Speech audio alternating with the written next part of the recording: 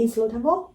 Sure. I play non-legato, like pizzicato feeling, okay? So look at my hands carefully. We don't want to, that's wrong way. I show you that this is the wrong thing, okay? So it's tapping from top. That's what do we want? We want the pluck feeling. To build up the sensibility of the fingertips. You feel what's the area when you touch the key, and you feel the different angle. So this is a flat finger, right? The flat finger, you can hear the sound more fat, right? So it's long and fat. It's not like really short, sharp, projected. So we need to curve the finger, so like that, more straight. Looks like a smaller hands, not the big hands, not flat finger. So curve your hands using the small area of the fingertips. It's build up the sensibility of the fingertips.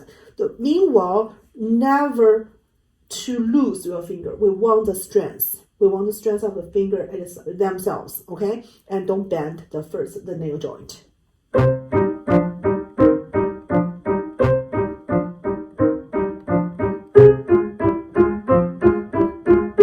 Only finger staccato.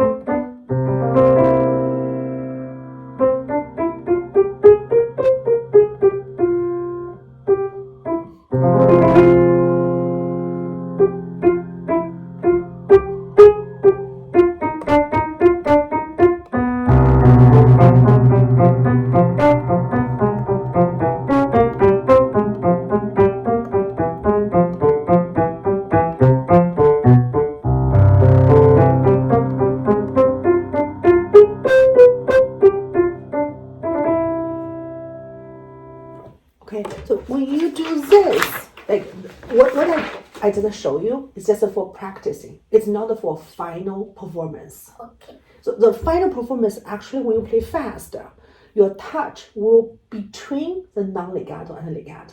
Because if you really do the non-legato or staccato, you can play super fast, right? So we won't get the speed. So your touch will smaller activity, and your touch is between that.